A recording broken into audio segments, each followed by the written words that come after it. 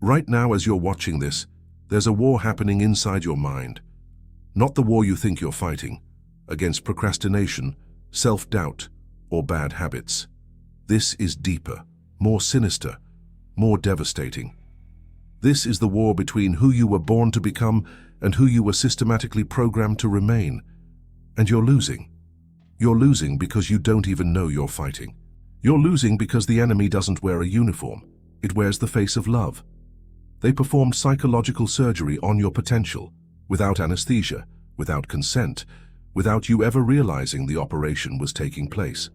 They took a limitless being and carved it down to fit their world of limitations. They took infinite possibility and shaped it into predictable mediocrity.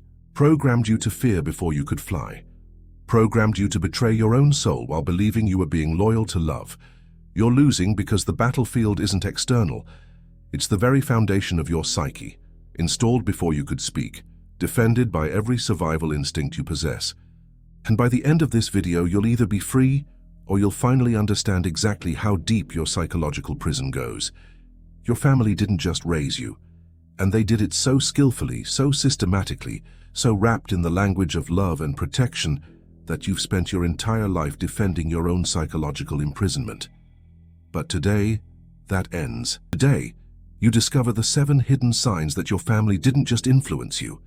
They programmed you to fail before you could succeed. This isn't therapy. This isn't healing.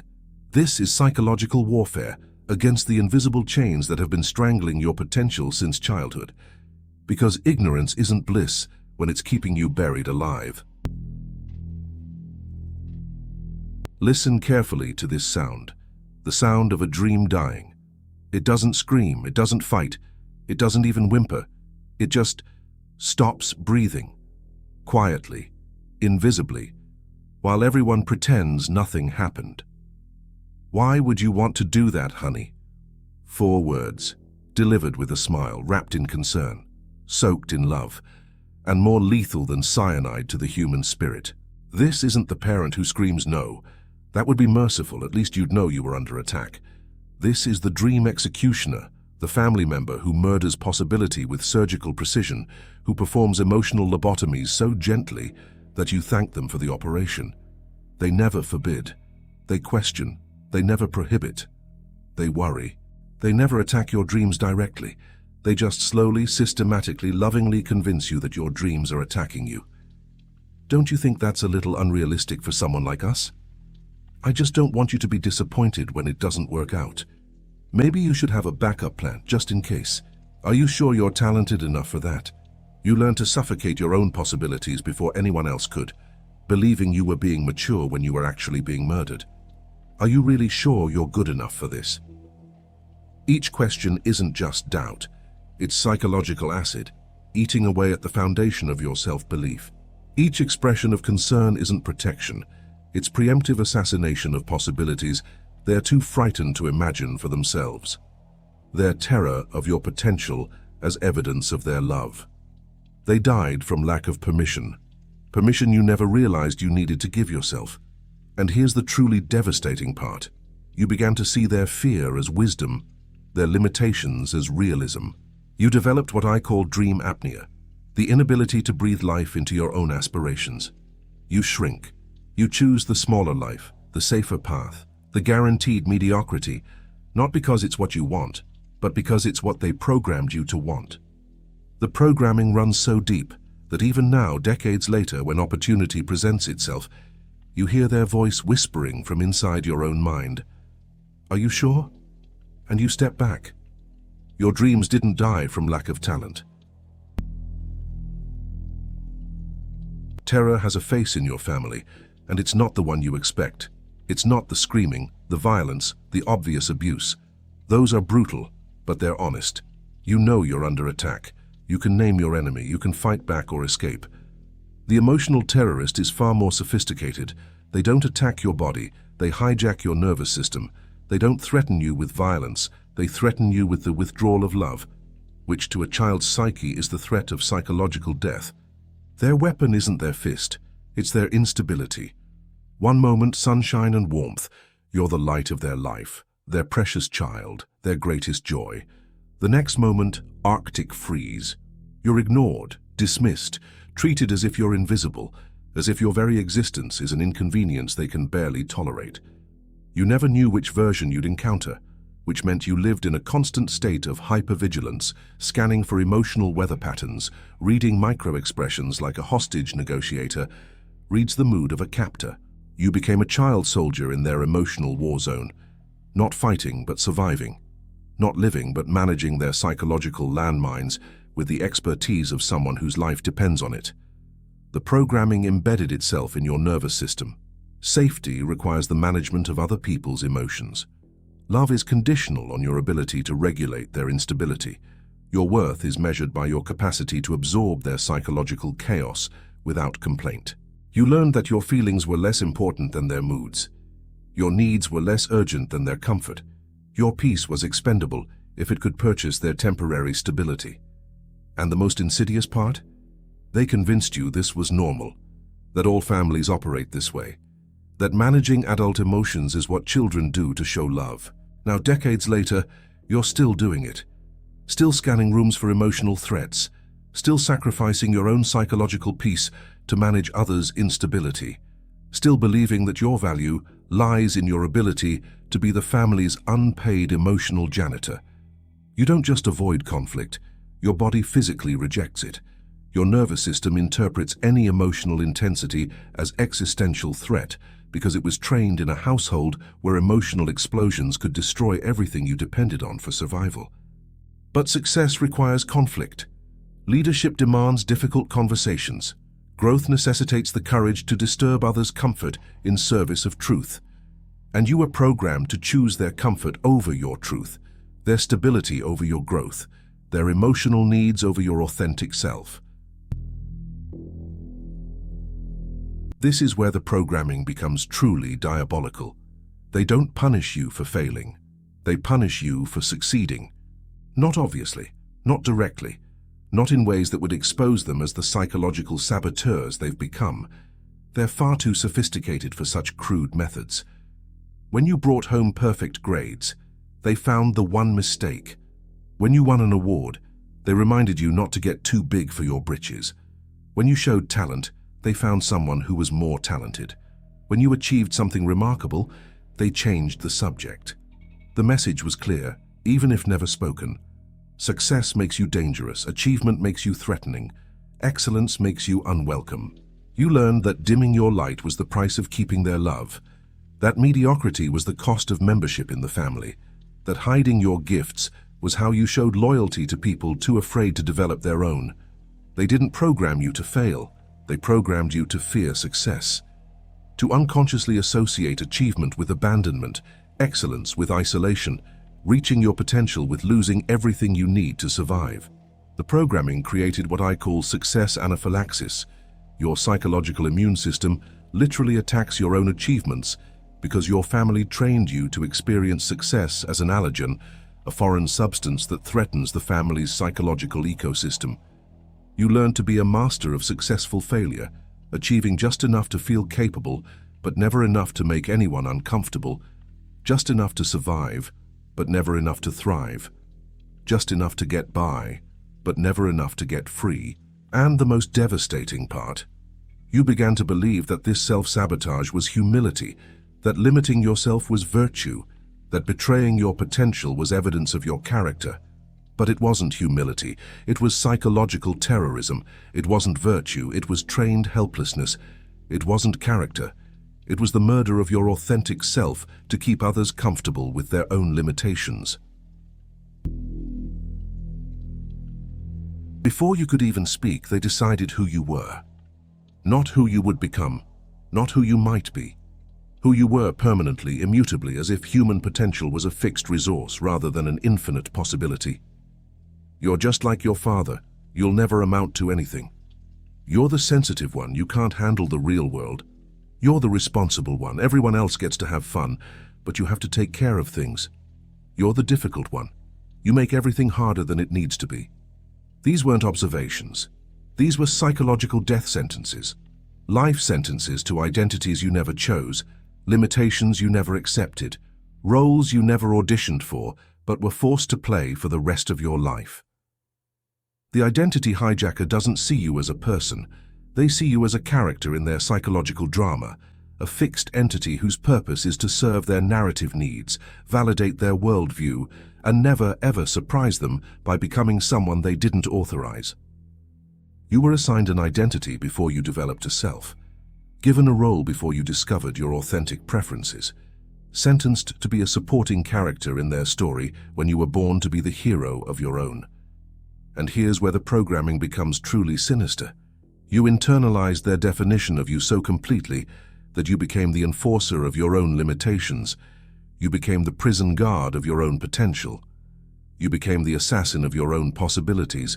Every time you tried to grow beyond their definition, their voice whispered from inside your own mind, "That's not who you are. You've always been this way. You'll never change." And you believed it, because they programmed you to believe it before you developed the psychological defenses to resist it. You spent your life performing their version of you, while your authentic self suffocated in the basement of your consciousness, banging on the walls, screaming to be let out, begging for permission to exist. But permission never came, because admitting you were more than they said would mean admitting they were wrong, and their psychological survival depended on being right about your limitations. Guilt became the currency of love in your family. Not connection, not understanding, not genuine care, guilt. The more guilty you felt, the more you supposedly cared. The more responsible you felt for their pain, the more loyal you supposedly were. The MARTYR manufacturer specializes in emotional alchemy, transforming their problems into your responsibilities, their choices into your consequences, their unhappiness into your personal failure. After everything I've done for you, I sacrificed my dreams so you could have yours. I guess I'm just not important to anyone in this family. If you really cared about me, you would. Each statement wasn't just manipulation, it was psychological surgery, performed without anesthesia, designed to transplant their emotional burdens directly into your nervous system. They taught you that love equals suffering, that caring means carrying, that if you're not drowning in someone else's pain, you're not really loving them. They made you responsible for their emotional weather, while making your own feelings seem selfish, trivial, unworthy of attention. The programming created what psychologists call empathic overload syndrome. You feel others' emotions more intensely than your own. You can sense their disappointment before they express it. You can predict their needs before they voice them. You can manage their moods better than they can. But you can't access your own feelings. You can't prioritize your own needs. You can't pursue your own dreams without drowning in guilt about who you might be disappointing, hurting, or leaving behind. You became a professional psychological lifeguard, constantly scanning for people who might be drowning in their own emotions, always ready to jump in and save them, even if it means you slowly drown yourself. And the most insidious part, they convinced you this was virtue, that self-sacrifice was the highest form of love, that your needs were less important than everyone else's comfort. But it wasn't virtue. It was psychological exploitation. It wasn't love. It was emotional vampirism. It wasn't character. It was trained helplessness, disguised as heroism. Your value was never inherent. It was always relative, always conditional, always at risk of being surpassed by someone better, more talented, more worthy of love and attention. Why can't you be more like your sister? Look what your cousin accomplished while you were wasting time. When I was your age, I had already... Your friend's parents must be so proud. What do we have to be proud of? The comparison executioner murdered your self-worth through constant measurement against impossible standards. They programmed you to see life as a competition you were already losing, a race where everyone else had a head start while you were still trying to find the starting line. You learned that your achievements only mattered in relation to others' accomplishments, that your progress was meaningless unless it surpassed someone else's success, that your worth fluctuated like a stock price, up when you outperformed others, down when someone else achieved more. The programming created chronic inadequacy syndrome. No matter what you accomplish, it never feels like enough because you were trained to measure yourself against an impossible standard, being someone else. You developed an internal comparison machine that runs 24/7, constantly scanning for evidence that others are doing better, achieving more, living fuller lives while you lag behind in mediocrity and disappointment. But here's the truly devastating part. Even when you achieved something remarkable, the victory felt hollow because it was never about being your best self. It was about being better than someone else. And there's always someone else doing it better. You were programmed to be a professional second-place finisher, good enough to feel capable, never good enough to feel satisfied, close enough to see what's possible, never close enough to feel worthy of claiming it. This is the most lethal programmer because they don't attack your present, they murder your future. They don't criticize what you are, they convince you that what you are is all you'll ever be. People don't really change. You've always been this way and you always will be. Don't expect too much from life, that's just setting yourself up for disappointment. Some people are just meant for ordinary lives. The future Terminator convinced you that your current limitations are permanent features of reality, rather than temporary conditions you could transcend. They programmed you to see your struggles as destiny, your patterns as identity, your past as prophecy. They didn't just limit your present, they murdered your hope. They didn't just critique your performance, they assassinated your potential. They didn't just express doubt, they installed permanent skepticism about your capacity for transformation. The programming created temporal imprisonment. You're psychologically locked in a present defined by your past, unable to imagine a future significantly different from what you've already experienced. You learn to expect less from life, not as a strategy for avoiding disappointment, but as a truth about what people like you deserve. You began to see dreams as delusions, ambitions as arrogance, hope as a setup for inevitable heartbreak.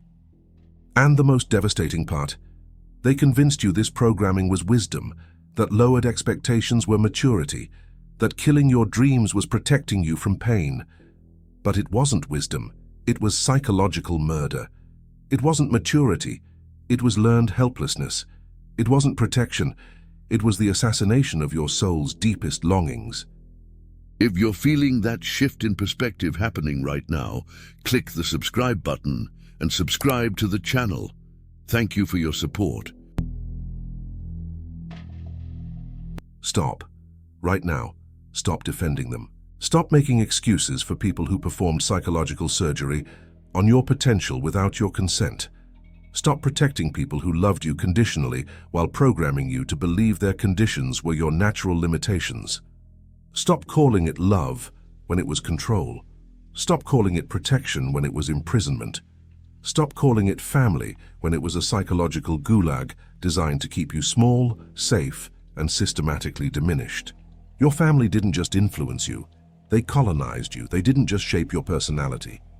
They occupied your mind like a foreign army, installing their fears as your beliefs, their limitations as your reality, their unfulfilled dreams as your impossibilities. And you've been fighting their war ever since, living their unlived life, carrying their unresolved trauma, executing their program while believing it was your choice. But it was never your choice. You were a child. You had no choice but to adapt to their psychological environment or die. You had no option but to internalize their programming or face the terror of abandonment. You had no alternative but to become who they needed you to be or risk losing everything you needed to survive. That child made the only choice possible, psychological survival at the cost of authentic selfhood.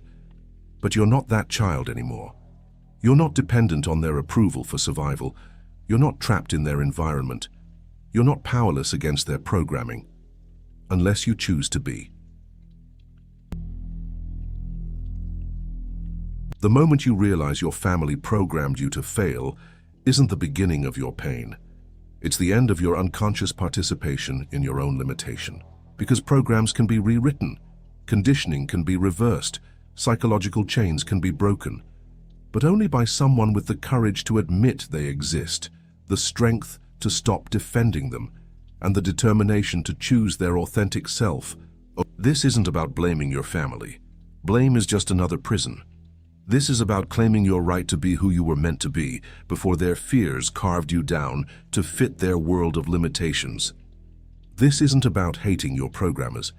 Hate is just love turned inside out. You're still psychologically connected to people who programmed you to fail. This is about psychological independence, the right to define yourself, determine your worth, and create a life that reflects your potential rather than their limitations. This isn't about revenge against people who limited you. Revenge keeps you psychologically connected to your past. This is about revolution, the complete overthrow of their internal government, the dismantling of their psychological occupation, the reclamation of your own mind. Your family's program for your life expires the moment you decide it does. Their vision of your limitations becomes powerless the second you stop believing in it.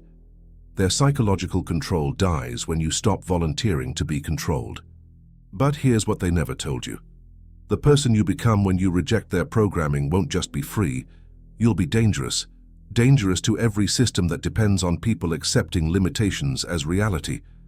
Dangerous to every institution that profits from human diminishment. Dangerous to everyone who needs you to stay small so they can feel safe. Your liberation isn't just personal, it's revolutionary. When you refuse to carry their limitations, you give others permission to reject theirs. When you claim your authentic power, you show others what's possible. When you break free from psychological programming, you become living proof that no one has to stay trapped in a life they never chose. Right now, you have a choice. You can close this video, return to your programmed life, and pretend this conversation never happened. You can keep executing their software while believing it's your own operating system. You can continue living their unlived life while your authentic self suffocates in the basement of your consciousness. That's the easier choice, the safer choice, the choice that keeps everyone comfortable and nothing changes. Or you can choose revolution. You can choose to identify their programming and begin the systematic process of deprogramming yourself. You can choose to reclaim your right to define your own worth, determine your own limitations, and create a life that reflects your potential rather than their fears. You can choose to become who you were meant to be before they carved you down to fit their world of limitations. But understand this. If you choose revolution, you will lose people. You will disturb systems. You will make others uncomfortable by becoming comfortable with your own power. You will be misunderstood, criticized, and possibly rejected by people who need you to stay programmed to feel safe about their own limitations. That's the price of psychological freedom. That's the cost of authentic selfhood. That's what it takes to break generational cycles of limitation and create a life worthy of your actual potential. Are you willing to pay that price? Are you ready to discover who you actually are when you're not performing their version of who you should be? Are you prepared to live your own life instead of their unlived one? Then write in the comments, "I reject the program. Not for me, not for the algorithm. For you, for the part of your soul that has been waiting your entire life for permission to exist. For the authentic self that refuses to die no matter how much programming it has survived." Your family's love may have been real, but their limitations were never yours to carry. Their fears were never your reality. Their program was never your destiny. It's time to put down their psychological baggage, step out of their shadow, and discover who you actually are when you're free to become yourself. In the next video, you'll be guided through the exact process of deprogramming, step by deliberate step, method by powerful method. Because recognizing the cage is only the beginning. Learning how to break free from it, that's where your true life begins. Don't miss it. Your authentic self has been waiting long enough.